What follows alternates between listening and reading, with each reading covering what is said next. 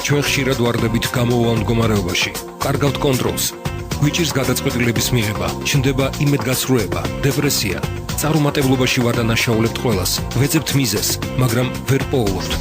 ჩვენ მზად ვართ გაგიწიოთ თანადგომა და დავუთმოთ 1 საათი პროფესიონალ ფსიქოლოგებს.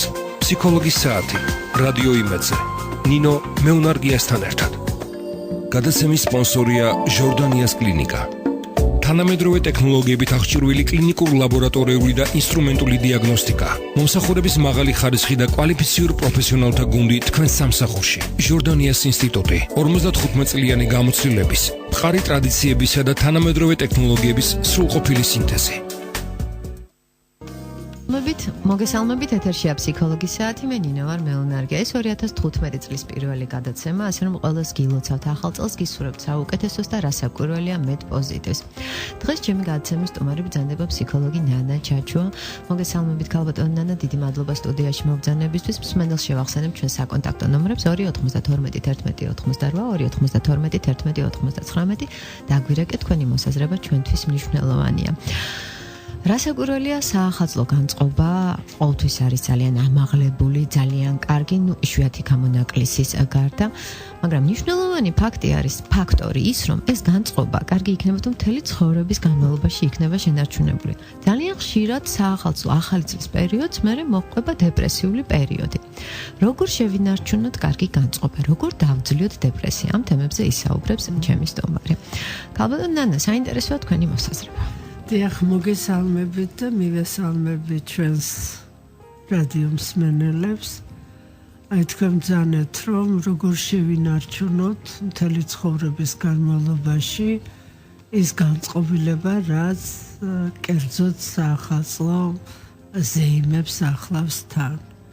მოდი ჩვენ ვიქნებით ასეთ ილუზიის ტყვეობაში, რომ მთელი ცხოვრება ადამიანმა უნდა შეინარჩუნოს ერთი და იგივე განწყობილება, როცა საზეიმო განწყობილებას ეხება საკითხი.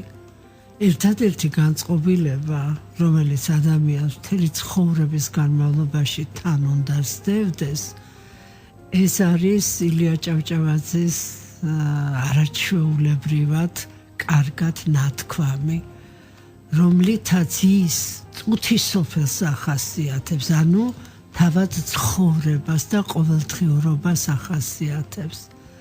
აი ოთარ ანთქმევში წერს ის, რომ წუთისოფელს თუ ერთი ბეწო თვალი მოუხუჭე, ისე გაგთელავს, როგორც დიდოელი ლეკი ნაბაძსაო. აი ეს განწყობილება, რომ თვალი არ უნდა მოუხუჭო ცხოვრებას, ეს არის მთავარი და არსებითი. და ცხოვრება ხან სიხარულს შემოგთავაზებს, ხან მწუხარებას, ზოგჯერ სევდითა ის მონაკვეთი დროის რაღაც მონაკვეთი ავსებული, ზოგჯერ აღტაცებით არის მოცემული და ასე შემდეგ და ასე შემდეგ. ქალბატონო ნანა, დამეთანხმებით ალბათ, რომ სიხარულშიც, მწუხარებაშიც ადამიანი უნდა იყოს ძლიერი.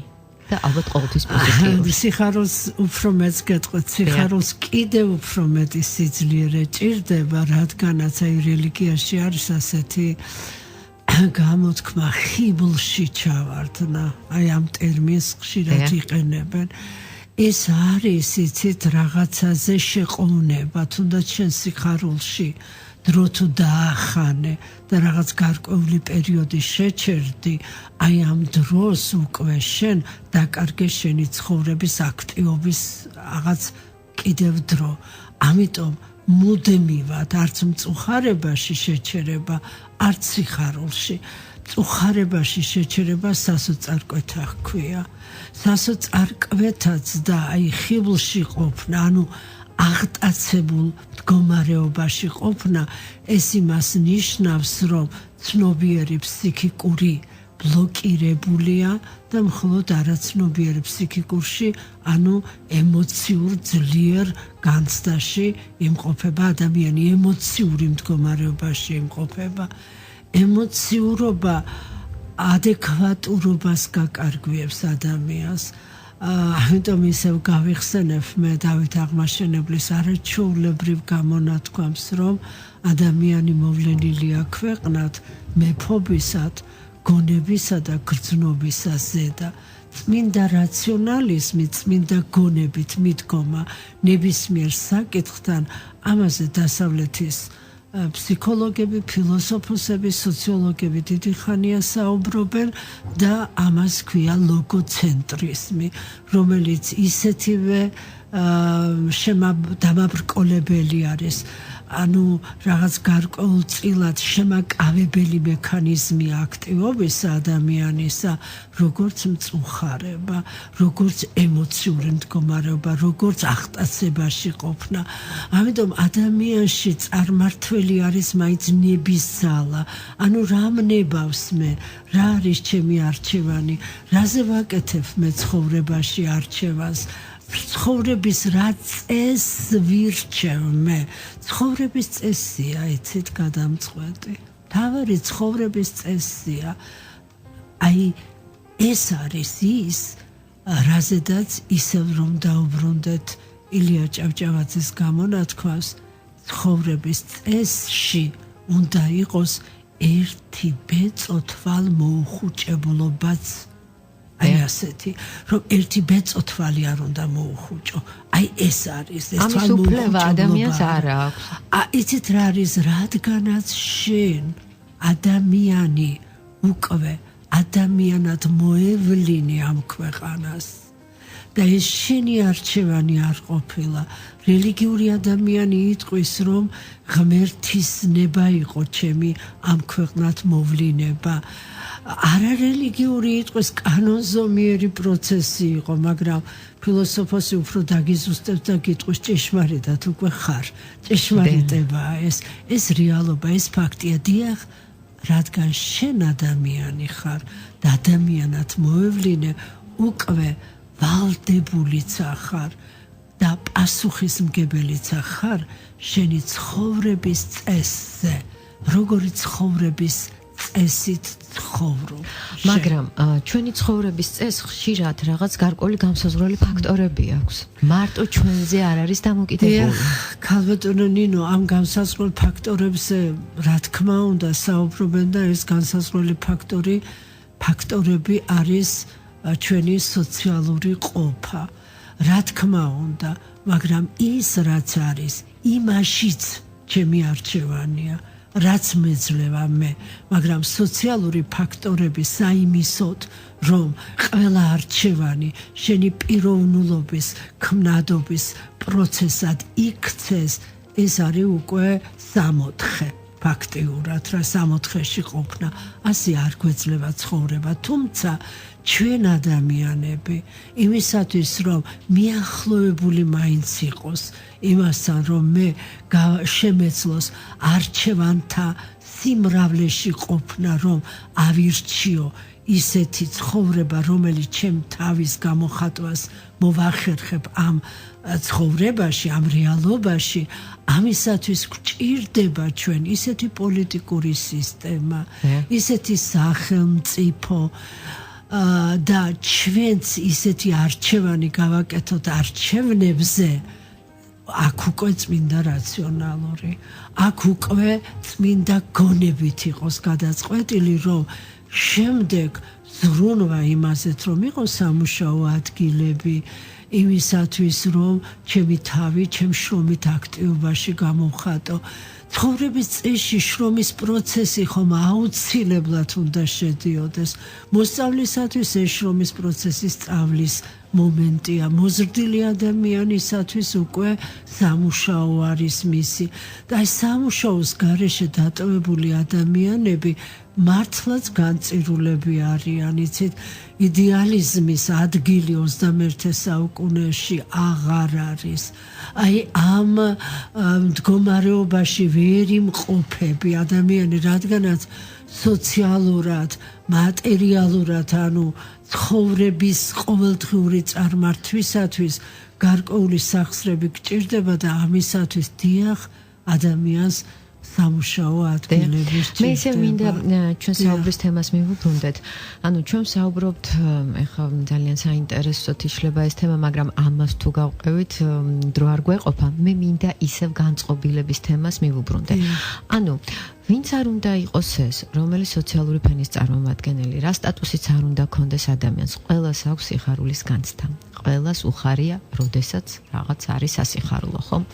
ანუ საითკენ მიმყავს დიალოგი. მაგრამ ჩვეულებრივ მოგვტავს. მე მგონი გაცილებით მეტი აქვს სიხარულის განცდა. მე მინდა გავიხსენო, იყო რაღაც გარკვეული სტატისტიკური მონაცემები ამერიკაში თუ არ ვცდები, ძალიან ბევრი მილიონერი იკლავს თავს. და რატომ? ისმის კითხვის ნიშანი, ხო? და ზუსტად აი მაშინ ამოვიკითხე, რომ ჩვეულებრივი მოგვტავი გაცილებით უფრო ოპტიმისტია, უფრო მეტად აქვს ჩვეულებრივ მოგვტავს სიხარულის განცდა, ვიდრე დაუშვათ აი ფუფუნებაში მცხოვრებ ადამიანს. რატომ რა ხდება? ხაილარობშიკოს გამონათქვამი არის ასეთი, რომ ბედნიერებს ცვლილების შიში აქვს და უბედურებს არა, იმიტომ რომ რა აქვს დასაკარგი, ხო? ნუ ახლა მე ძალიან უტრირებას ვაკეთებ ამას ყოველივეს, მაგრამ აი რა თქმა უნდა, რომ თანხით ცხოვრების და მატერიალური ცხოვრების შესაძლებლობა გეძლევა ისევ მატერიალურად, მაგრამ შენი პიროვნულობის, შენი სულიერი მხარის, შემქმნელი მხოლოდ შენ ხარ ისევ. გააჩნია ისიც, რომ აი ეს ცხოვრების აზრის რაში ხედავს ადამიანი. ცხოვრების აზრისი როგორადაც არ უნდა უტრიალოთ ჩვენ სხვა ფილოსოფიურ, ფსიქოლოგიურ თუ სოციოლოგიურ თეორიებს, მაინც ყველანი ერთთან მიდიან.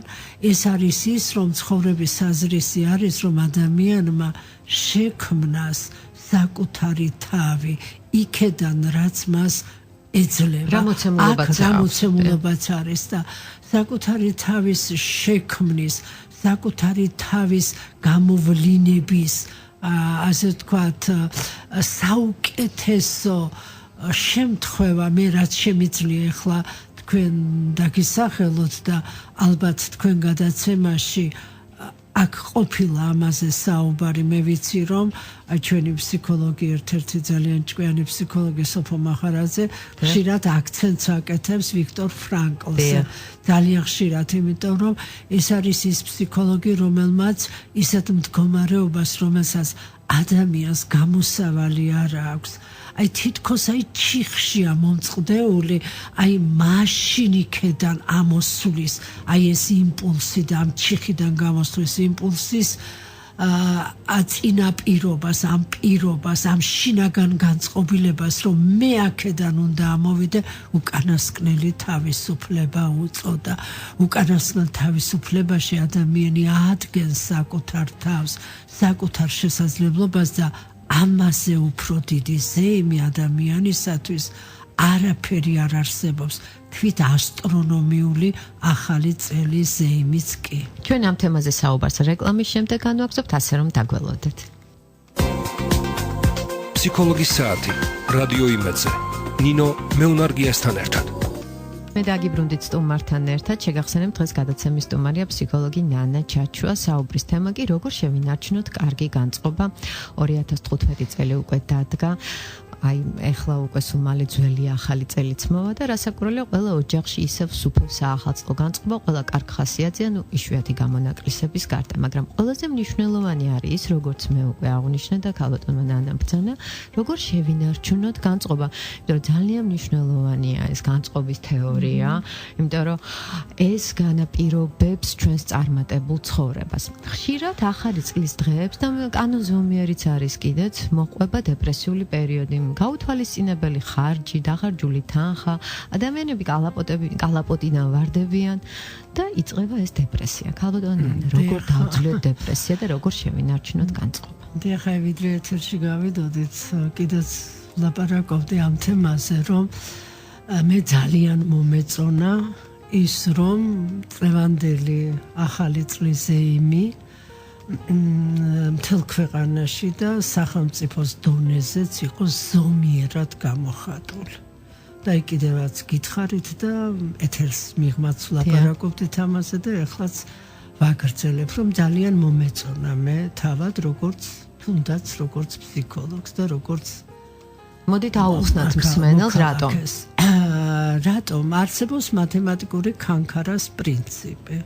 მათემატიკური ქანქარას პრინციპი არის, აი ძაბზე რო ტვირთია ჩამოკიდებული და გადაწევ ამ ტვირთს დაუშვათ ერთი მიმართულებით. რა ამპლიტუდითაც გასწევ, ხელს რომ გაუშვებ, საწინააღმდეგო მიმართულებით იმავე ამპლიტუდით მიდის. ამიტომ ზღვარს გადაცილებული, აჟიტირებული, ზეიმი, მხიარულება და ასე შემდეგ მათემატიკური ამპლიტუდის კანონზომიერების შესაბამისად მის საწინააღმდეგო განცდას შობს.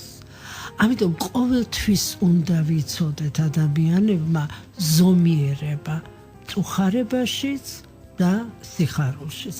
აი მწუხარების ზომიერების დაკარგვის საუკეთესო ნიმუში, რაც მე ეხლა მაგონდება, ეს არის გალაქტიონ ტაბიძის ლექსში მესაფლავე.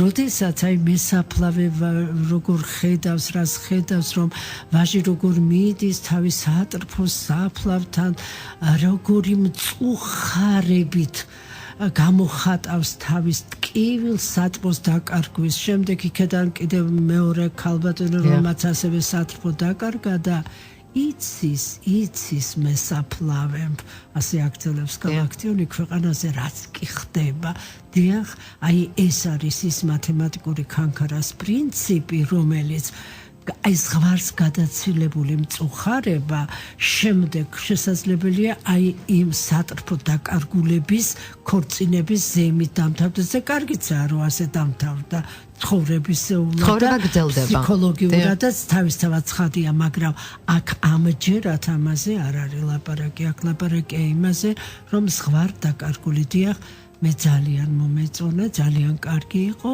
რომ ეს ხელისუფლების მხრიდანაც, საზოგადოების მხრიდანაც იყო ძალიან ზომიერი იყო ის ზეიმის გამოხატვა, ის ასე ვთქვათ საზეიმო ფეიერვერკების, ის საზეიმოთ მორთულობაც კიდევ ზომიერების ფარგლებში იყო არ იყო ეს გადაჭარბებული, ამიტომ აქ ამ ზეიმების შემდეგ აი იმ რაღაც მელანქოლიურ დეპრესიული ცოტა უფრო მძიმედ ნათქვამი არის, აი მელანქოლიურ სევდიანი განწყობილების საფუძველს არტოვებს.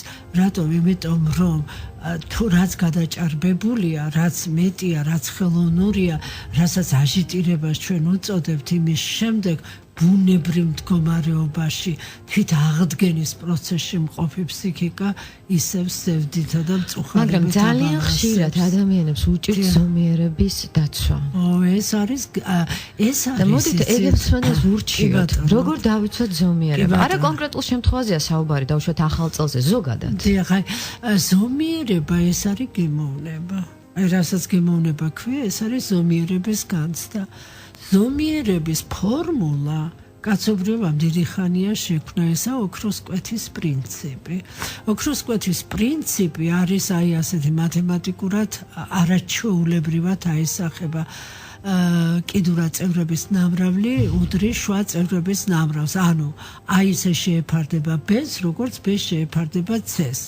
აი სოლომონის ტაძრის პრინციპი ეს არის, რასე იყო აგებული.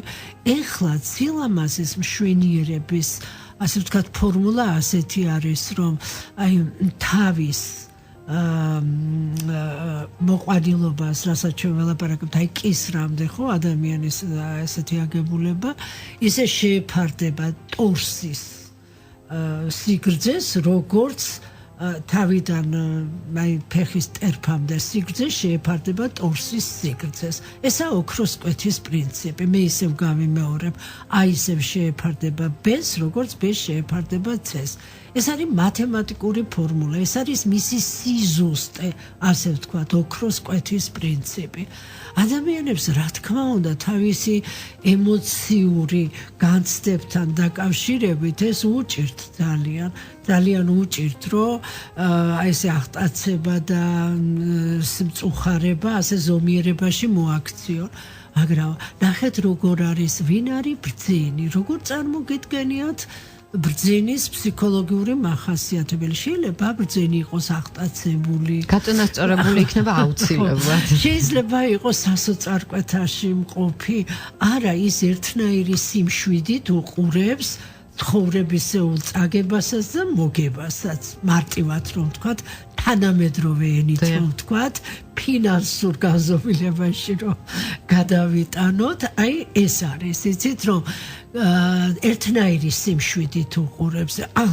ცნობილი მოჭადრაკე იყო კაბაბლანკა და მას როცა უთხრეს რომ სოფლიო ჩემპიონი რო გახდა, რომ აი დიდი აღტაცება არ გამოუხატავს, მან მაშინ თქვა, რომ შეეკითხეს გაკვირვებულებმა ჟურნალისტებმა როგორ ხდება, რომ ეხლა ის არ არის აღტაცებაში, მან თქვა, რომ იმისათვის რომ მე ეს მიმეგო ეს გამარჯვება სოფლიო ჩემპიონი რო გავხდარიყავი, მე ამისათვის ერთი გამარჯვებისათვის 1000 წაგება დამჭირდა. აი ეს პოზიცია უნდა გქონდეს ჩვენ. ხარების უფლება საკუთარ თავს არ უნდა მივცეთ იმ დამოკიდებულებით, რომ ყოველი წაგებიდან, ყოველი ესეთი არასასურველი მდგომარეობიდან გამოცდილება რომ დავიტოვოთ ჩვენ და თქვათ, რომ ეს ცხოვრება, ამ ცხოვრებას ხოლოდ და მხოლოდ ეს ცხოვრება ძალიან ცუდად მაშინ მოგექცევა, როცა გამოცდილებას არ დაიტოვებ, როდესაც შენი განვლილი გზა ამ სიმდიდრეს, გამოცდილების სიმდიდრეს არ დაგიტოვებს და აი ეს უკვე შენი არჩევანი არის. როგორ შეხედავ ადამიანი, რომლებიც ყოველთვის ფიქრობენ, რომ სხვას გადააბრალონ თავისი წარუმატებლობა, ან უკიდურესად თვითგვემის მდგომარეობაში აღმოჩნდნენ, აი ისინი რეალობას კარგავენ. ამიტომ უნდა იყვე ყველა წარუმატებლობისა თუ წარმატების შემთხვევაში იმ ფაქტთან, წარმატების და წარუმატებლობის ფაქტთან დისტანცირებული, ეს ცხოვრების ენად უნდა მიიღოთ და შეიძლება ეს იყოს სიხარული, შეიძლება იყოს დანანება, მაგრამ აღტაცება და სასოწარკვეთა ეს უკვე სახიფათოა. მაგრამ ძალიან ხშირად საზოგადოება იმ ადამიანებს, რომლებიც არიან ზომიერები, უემოციო ადამიანებს უწოდებენ და საზოგადოების მიმღეობა არც თუ ისე კარგია. ძალიან ხშირად ხსმენია, რომ აი არც კი გაუხარდა, არ გამოხატა აღტაცება. ამიტომ აღტაცება კი არ არის სიხარული, სიხარული არის სიხარული. სიხარული არის სიხარული, მაგრამ საზოგადოება ხანდახან ნეგატიურად აფასებს. ხო, თუ ახლა არის ისე რომ რეაქცია არა, თავისთავად ცხადია, მაგრამ რეაქცია ღიმილითაც შეიძლება და კისკისითაც. აი რითი. შეიძლება მწუხარება, შეიძლება ერთი ცრემლითაც გამოიხატოს და ქვითინით გამოიხატოს და არა, ესეთი სასოწარკვეთილებით ზომიერების დაცვა აუცილებელია, მაგრამ არსებობენ ადამიანები, რომელთაც რეალურად არ უხარიათ. ისევ მინდა დაუბრუნდე ამ საახალწლო განწყობას და ახალი წლების დღეებს, ხო, ეხლა ახალი წლების დღეებია, ძირითადად ყველა მაინც კარგ ხასიათზე და მით უმეტეს ბავშვები. და უნდა გავითვალისწინოთ ისიც უფროსებმა, შეიძლება რაღაც არ გვიხაროდეს, მაგრამ ბავშვებს, ოჯახის წევრებს, ხო, არ უნდა გავუფუჭოთ ის განწყობა, ეს კიდევ სხვა თემაა, მე მგონი, ხო? ანუ სიხარულის საფუძველი გაქვს. სიხარულის თუნდაც ის, რომ ოჯახის წევრებს არ გაუფუჭო განწყობა და მით უმეტეს პატარებს, მაგრამ არიან ისევ ვიმეორებ ადამიანები, რომელთაც არასდროს არაფერი არ უხარიათ. რა ტიპის ადამიანები არიან? რას ურჩევდით მათ? აი ტემპერამენტის მიხედვით ჯერ კიდევ როდის ჰიპოკრატემ დაყო ტემპერამენტის 4 ტიპი, სანგვინიკს თუ ყოველთვის უხარია და დადებითი ემოცია აქვს, მელანქოლიკს არა. და ეს მელანქოლიკი ყველაფერში მწუხარებაში იმყოფება თავისი ტემპერამენტის მიხედვით, მაგრამ არის კიდევ ასეთი პიროვნული ნიშნები. პიროვნული ადამიანის პიროვნული ნიშნებიდან აი იქ ღიაობა არ არის. ხო, აი იქ არის რომ ვერაფრით ამ ადამიანს ვერ გაახარო. მოცემულობა დადებითია, მაგრამ მაინც უარყოფითს ეძებს. იმიტომ რომ ასეთი ფსიქოტიპი თავისი ტემპერამენტის მიხედვით და თავისი პიროვნული ნიშნებით არსებობს. აქ მოგახსენეთ რომ ჰიპოკრატეს 4 ტემპერამენტიდან მელანქოლიკი არის სწორედ ისეთი ტიპი, რომელსაც ვერაფრით ვერ სიხარული არ ეძლევა მას თავისი ჰემისფეროების ასეთი მოცემულობის გამო. ჰიპოკრატე იტყოდა, რომ ნაღლის ასე ვთქვათ, ჭარბი მოდინების გამო და ქართულშიც არსებობს სიტყვა ასეთი ნაღლიანია, როგორც ეთყობა, რომ იცოდნენ ეს ჰიპოკრატეს ასეთი კლასიფიკაცია და ეს სიტყვა დამკვიდრდა. და არიან ისეთი ადამიანები ამავე დროს, რომლებიც თავიანთი პიროვნული ნიშნებიდან ხუთი პიროვნული ნიშანი არის, დიდ ხუთეულს უწოდებენ ფსიქოლოგიაში. არის რომ არ არიან ღია ადამიანები. აი ღია ადამიანი თუ არ ახარ შენი პიროვნული ნიშნით, მაშინ ვერაფერი ვერ გახარებს.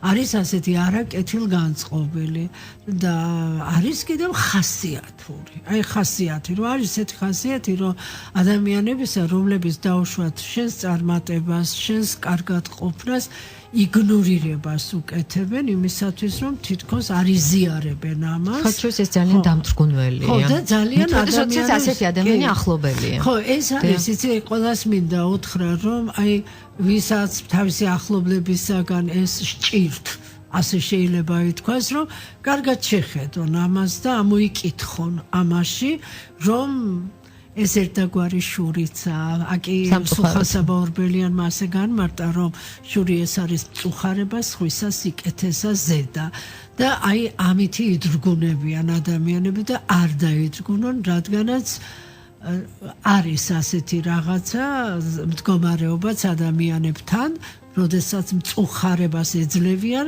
სხვისა სიკეთისა გამო. არის ლამაზი ფორმულირება ეს, დიახ, აი ასეთი. და მეორეც კიდევ, ვისაც ეს ახასიათებს, თავის თავში შეცვალოს ეს, რომ იგნორირებას უკეთებს სხვისი წარმატებას, იგნორირებას უკეთებს ხვის სიხარულს, მაგრამ ამითი ის თავის თავს შიკეტავს სიხარულის შემომყვან არხებს, მასშივე შემომყვან არხებს და თავად რომ ბედნიერი იყოს ადამიანი, ერთ-ერთი კომპონენტი ისიცაა, რომ სხვისი სიხარული გიხაროდეს და ის შენად აქციო, შენად გადააკეთო ამას და ეს არის ერთმანეთის ზიარება, გაზიარება ამ განცდებისა. აი, ამიტომ არის რომ ამბობენ, რომ სიხარულში და ბედნიერებაში უფრო კარგად გამოიცნობა ადამიანი ვინ არის შენი მეგობარი, ვიდრე მწუხარებაში. მწუხარებაში ბევრი მეგობარი აღმოჩნდება, ოღონდ წყალი. და არა მარტო მეგობარი.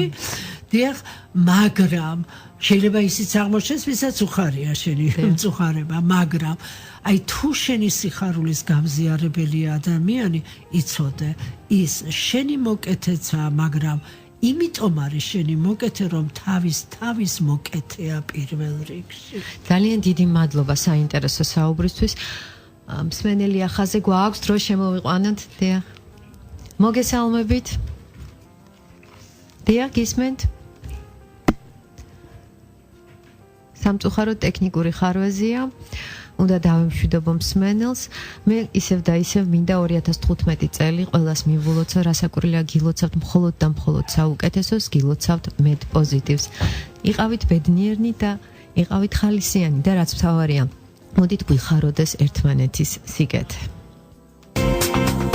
ჩვენ ხშირად ვარდებით გამოვან მდგომარეობაში. კარგავთ კონტროლს. გვიჭირს გადაწყვეტილების მიღება, ჩნდება იმედგაცრუება, დეპრესია. წარუმატებლობაში ვარ და ნაშაულებთ ყველას. ვეძებთ მიზეზს, მაგრამ ვერ პოულობთ. ჩვენ მზად ვართ გაგიწიოთ თანადგომა და დავუთმოთ 1 საათი პროფესიონალ ფსიქოლოგებს. ფსიქოლოგის საათი, რადიო იმედზე. ნინო მეუნარგიასთან ერთად.